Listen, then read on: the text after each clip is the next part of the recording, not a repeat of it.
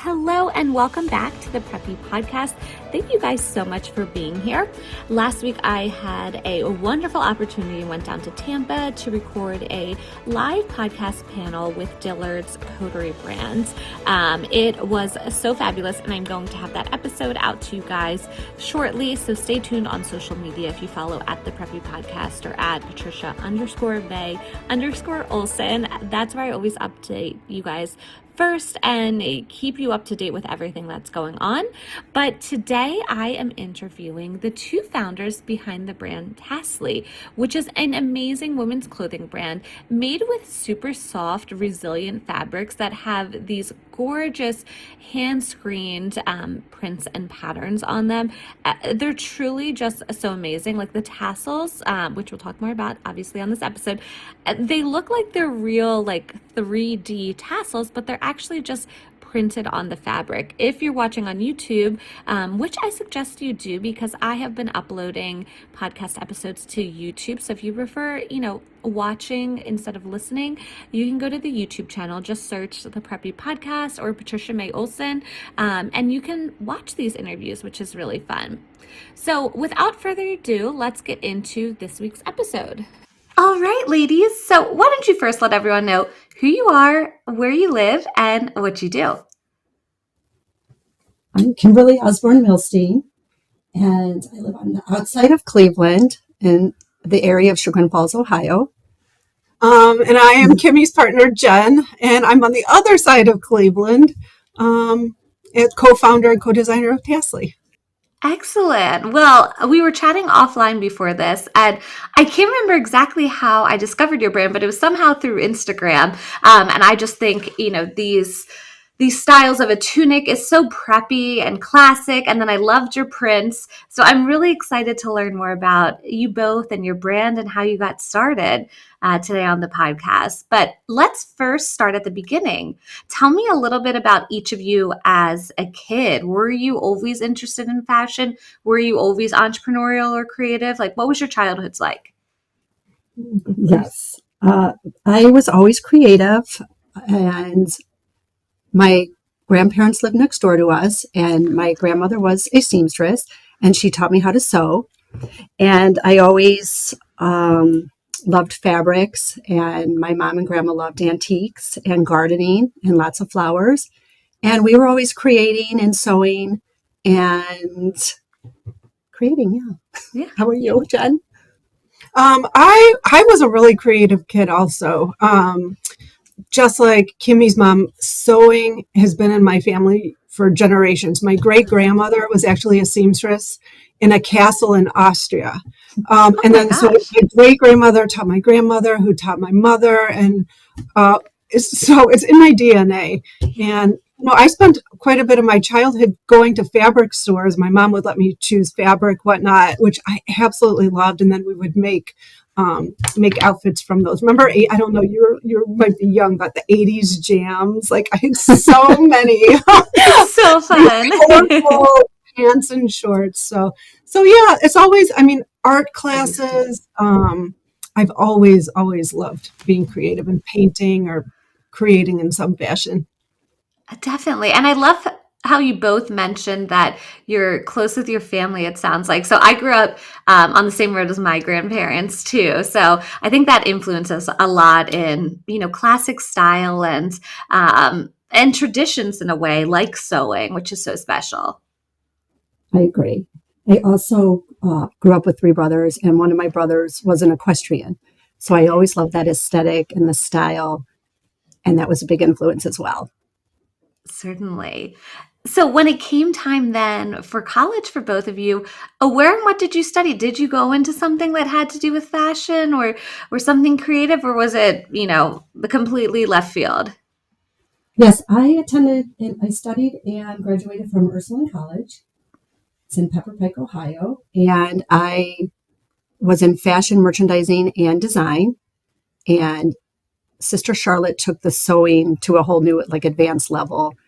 And Dr. Connie Karosik taught us the construction and just learning the history of fashion. Mm-hmm. At the same time, I began modeling at 19 years old. And I was with the Ford agency and a few other agencies, and I modeled mostly in the Midwest commercial lifestyle ads. So not only was I modeling, but I also was learning fashion and merchandising. So cool. What about you? I studied graphic design at Kent State University, which is, I don't know, Southern Ohio, I guess. And I just loved graphic design. My father was in the computer software business, so I kind of was under his wing. So I've always loved graphic design. I love two-dimensional artwork, positive and negative objects, colors, textures. So actually, while I was in college, I went to work for my father in the software business, and I created graphic designs, animated designs for a mathematical program that was used in a local school system. So it was a lot of fun. I sat in the classroom with the little kids, and they'd come over my shoulder, and I'd show them the graphic designs that I was doing. They'd give me some pointers of things they wanted to see pop up their subtraction problems. But yeah, for a while I was in graphic design. I did some freelance graphic design work for some nonprofits in the area, as well as a movie studio. I did their marketing pieces and fundraising pieces. So I've always been in front of a screen. And while I was modeling, I also was, on the days off, I created and sewed totes and belts, and finally manufactured a line of clutches manufactured from Chicago at that time. Wow. That was my first experience with merchandising. They were so cute. Yeah. Tell me about that first line. You see a lot of upholstery fabric merchandise. Okay. And this is years ago, but it was a lot of toiles, chinoiserie, polka dots, stripes, very preppy aesthetic. And we showcased at the Boston Gift Show and got orders in over 20 boutiques. And that started my love of merchandising and creating and designing. And they were so cute. I still use 3 of the clutches. I love them. You're like, we need to bring clutches to the collection. So then tell me how you two met and kind of the jumping off point really then for this new brand. We met through our husbands. Okay. Yeah, about 20 years ago. Wow. And I was then I went into dye sublimation, fusing designs onto iPhone cases, picture frames, trays, all sorts of accessories. And Jen at the time was making velvet coats with trims and beautiful trims. And we met through everything had gold buttons. It was so cute.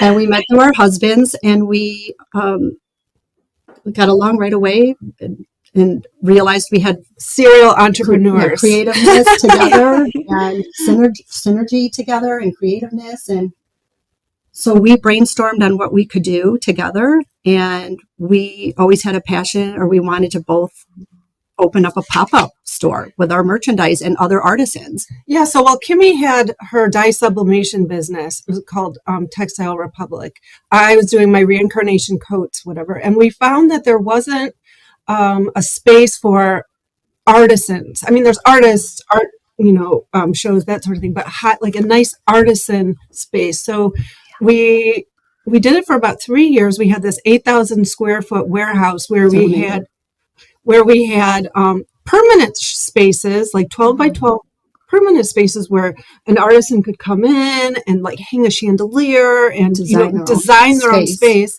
And then we, of course, had our own spaces, but then we switched up temporary vendors based on the theme of the pop-up market during that time. So, for example, one was kind of home good focused. So it was a Wizard of Oz theme, and it was called There's No Place Like Home. Like Kimmy and I painted this yellow brick road. We had a psychic who was like with this crystal ball. It was so much fun. So we did that for about 3 years. We love spirituality too, so the tassels tie into that as well. And there's a lot of things that we'll get into about the tassels.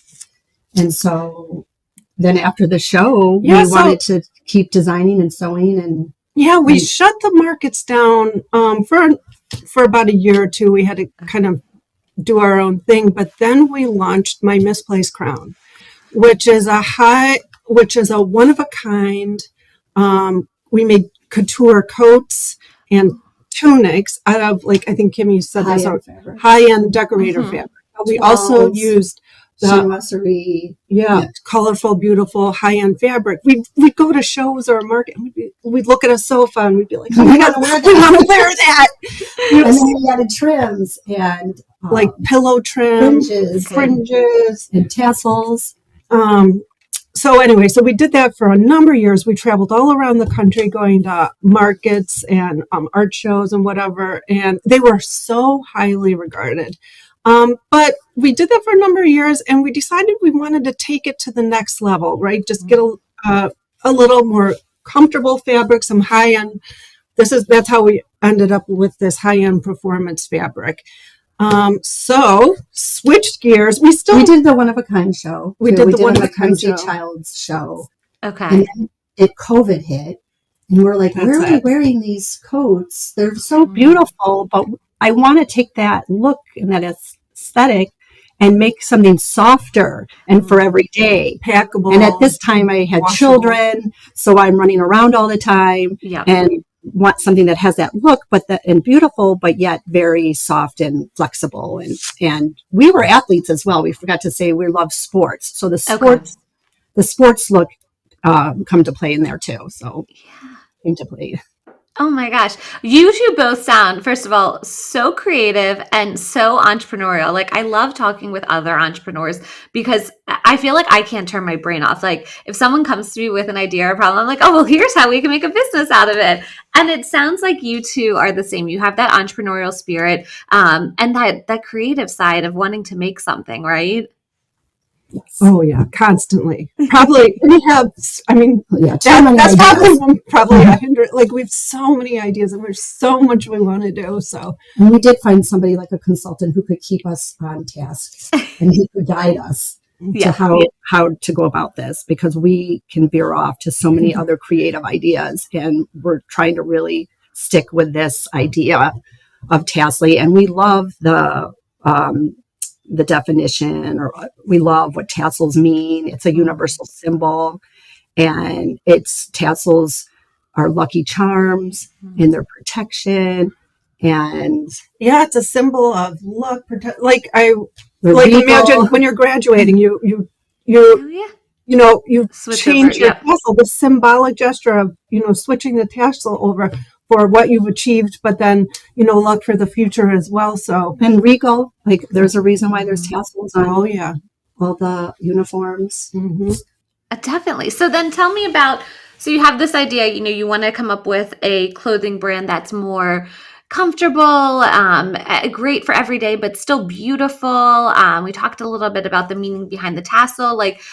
So how did you land on what it is today with these gorgeous dresses and tunic tops? How did you find your manufacturer? Like, what was that journey like from idea to having a product? Right. We were searching for manufacturing. We really wanted to manufacture in the States, but we found it was hard. We actually found a production manager out of New York City who helped guide us in how to do this. And our idea was we wanted clothing that was washable. Like, we love the look of the fringe and the tassels, but we want it washable. So Jennifer, being a graphic artist, we're like, how can we turn this to give the illusion of real, I'm going to say, I lost my like a 3D, almost like a look and texture, to translate that home decorator fabric. Like real trims, but are washable. So we did look for a number of years to do this concept, because it's actually it's tricky to find a manufacturer who will sew this sort of fabric. It requires a specific needle. Okay, because it has that stretch, I'm sure, right? And then we find a manufacturer that could do both hand screen printing, because this is all hand screen printed, and gold foiling together. The gold, it took a long time, to be honest. Yeah. So we did go overseas, and we took a year or so for the manufacturer to master this process. Because it is shimmery, like you do see like a shimmering It's gold. gorgeous. And screened. Yeah. And you have to really see it to appreciate it, I agree. And I mean, just from looking at your Instagram, when I looked at it at first, it does look like there's real like hanging tassels on it. And then you realize, no, it's painted, for lack of a better word, like so well to give it that effect. And yeah, you mentioned the gold trim, like it's truly stunning and, but so comfortable.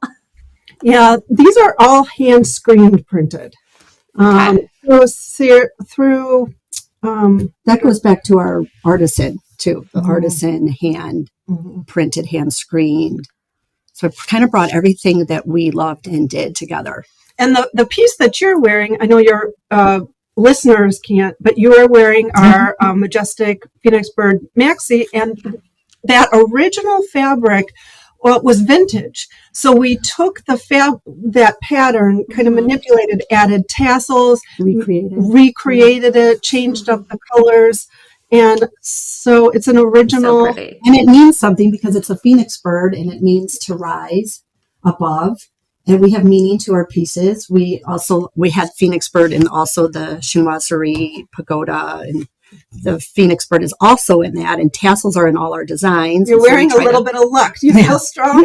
Yes, I do. And I'm someone I love horseshoes and, clovers and things like that. So I'm definitely someone that believes in luck, but also like creating your own luck, I always say on the podcast.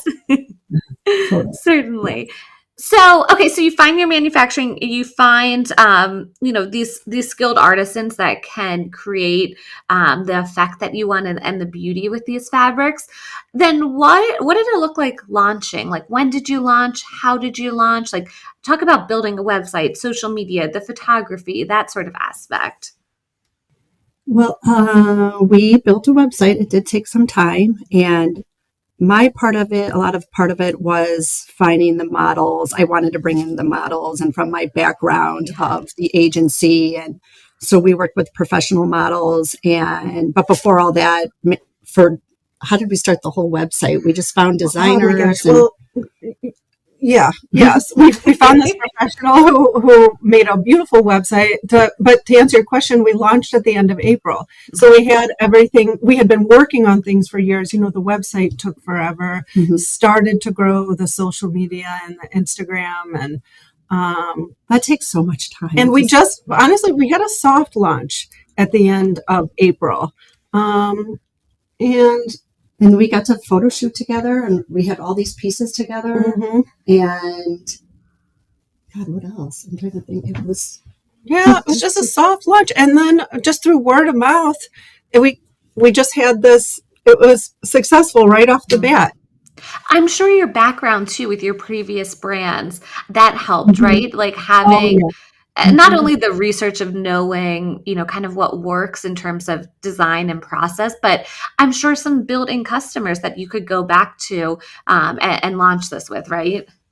Oh, yeah. Yes. Kimmy did a really good job with that, putting on our other social media sites kind of teasers that we were working on this and launching this new brand. So to your point, that did help. We wanted to do it right and professionally, finally take it to an elevated professional level. Certainly. Well, you definitely achieved that. So tell me, for those listeners who aren't familiar with the brand, can you tell them like what styles do you have on your site right now that they can find? Because I know you have dresses, you have shirts. I believe you have some game day styles as well. Talk to me a little bit about the actual product. Kimmy and I have both always been fan of the tunics, this classic, tunic, classic silhouette with the Nehru collar.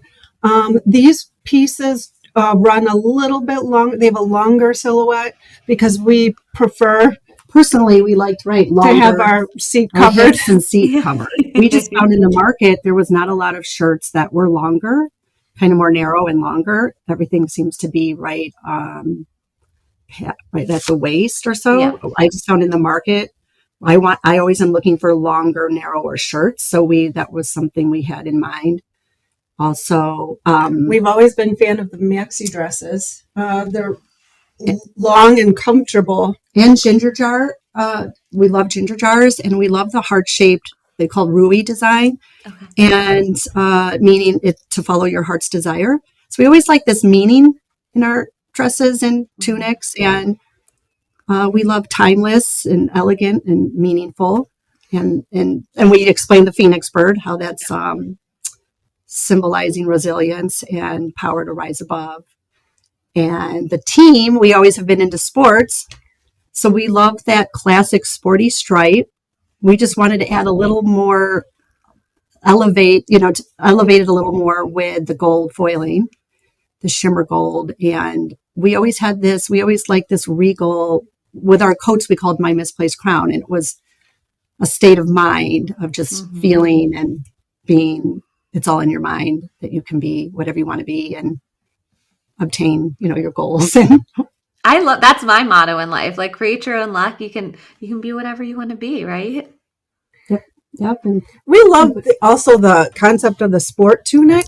We both play a lot of sports, tennis, golf, and I love the preppy, polos, whatnot. But I wanted something else, for, occasions where 9 holes and cocktails afterwards. You can wear the short sleeve tunics, or even a piece like this.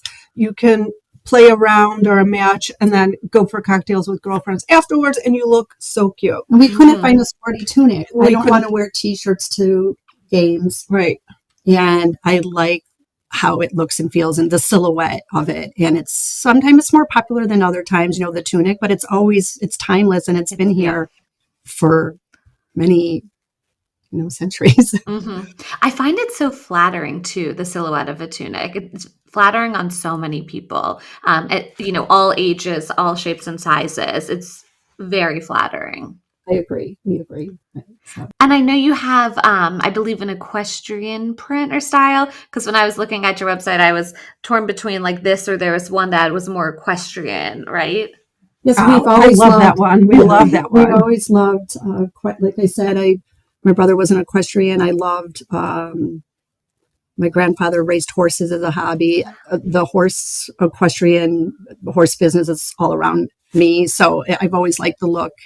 You've always liked the look. And we live in an area that has a lot of pastures and farms and estates. And it's just, we like, and I like what's the little man? A lawn Yeah. Yeah. I have one down by my barn right here. So I have pictures. I'm going to post them of the lawn jockey there. But I make collages. I have things in my head that I see to be designs, and then Jen executes them and puts them in graphic art. And I love the contrast of our pieces where you take a classic fabric like an equestrian toile or a chinoiserie background, and you add the contrast of sports stripes. I just love that. I think there's The a cute. contrast. Yeah.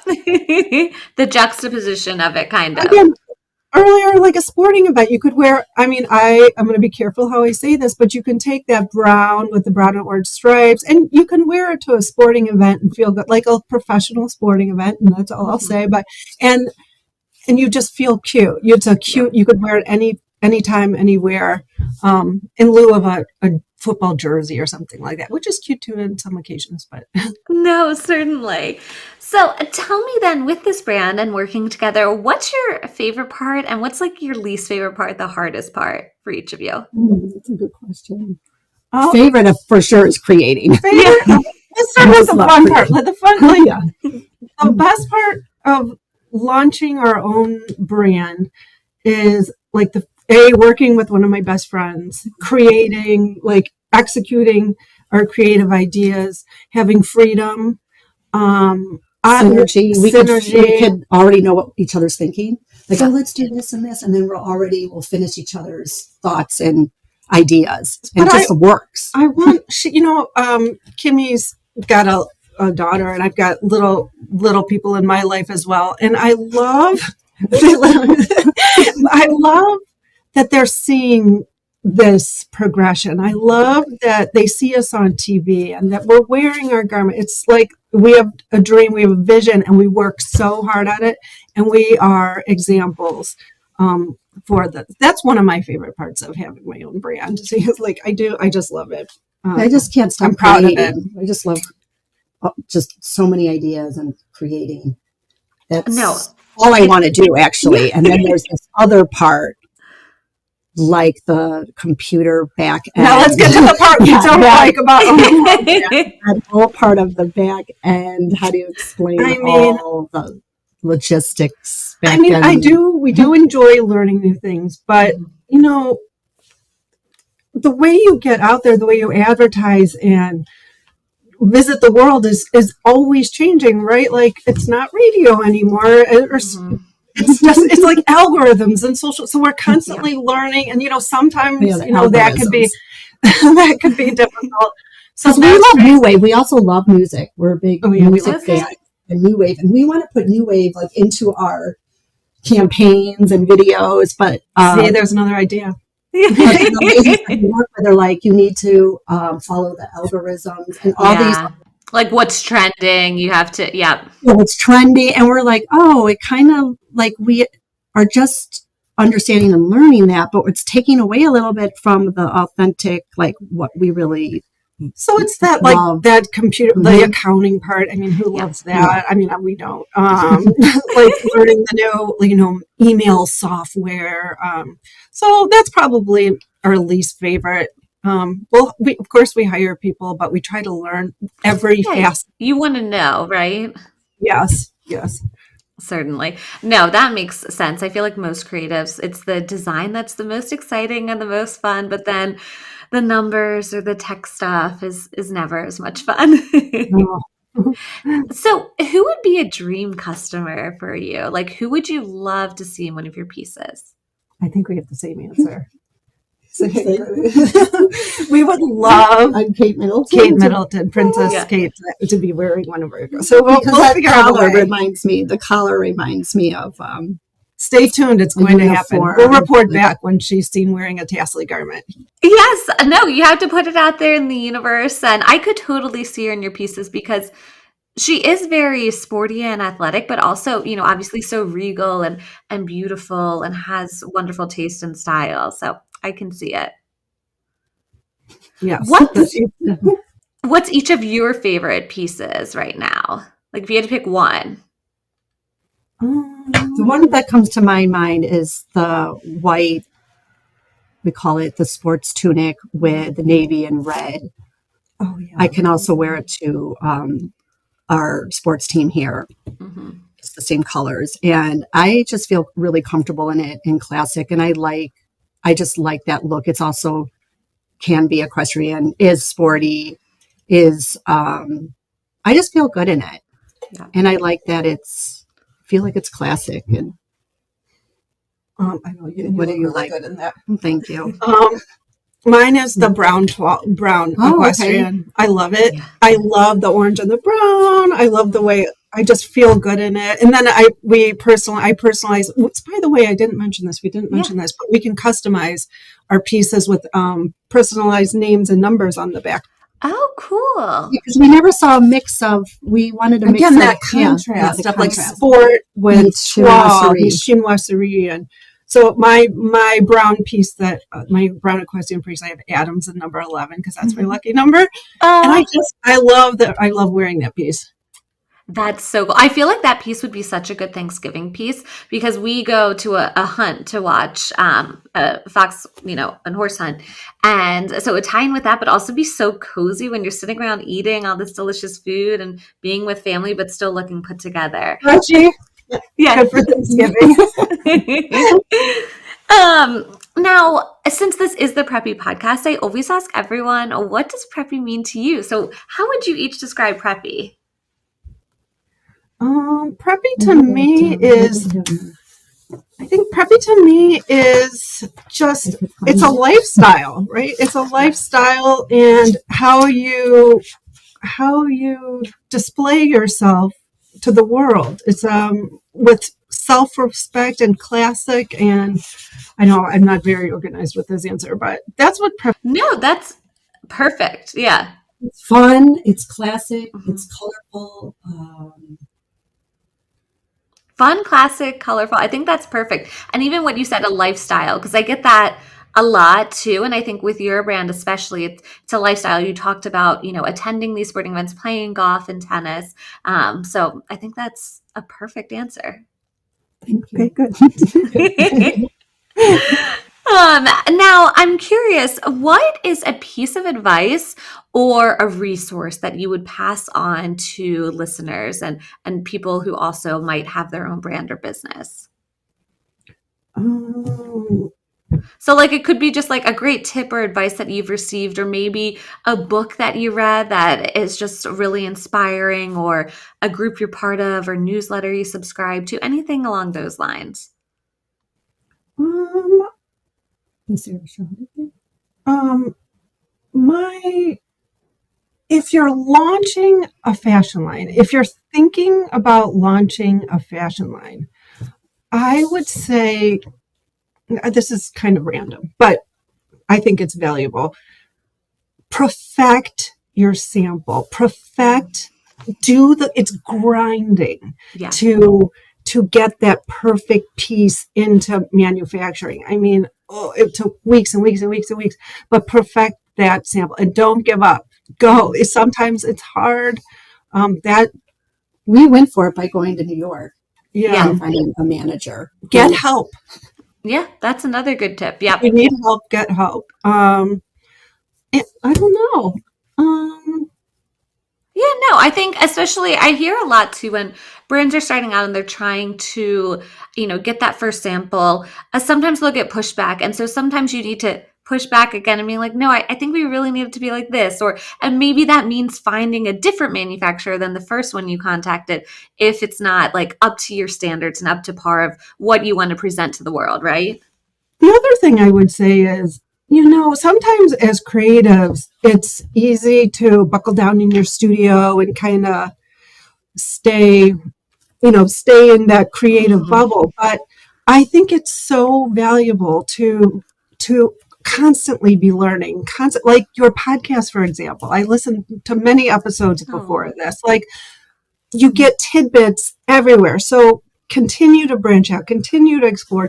You'll never know where you're going to get that tip you need, that Mhm. hint, that piece of advice. Just keep listening, especially to creative people, entrepreneurs like the ladies that you have or people you have on your show.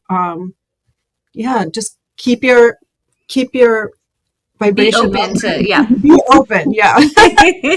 No, certainly. What are some brands that you love to pair with yours? Like, are there any pants that you love with your tunic, or jewelry? Any other brands that you want to give a shout out to, or just go really nicely with your pieces? Well, of course, we love Lily Pulitzer We do love Lily Pulitzer. Yes. and Ralph Lauren Mm. and what other brands do we love? That's like our top. those are the ones we love. And they're so classic and preppy. You can't go wrong. I would say, I mean, I like to pair. Athleta had a pair of, striped leggings that looked really cute for a run around kind of day. Hmm.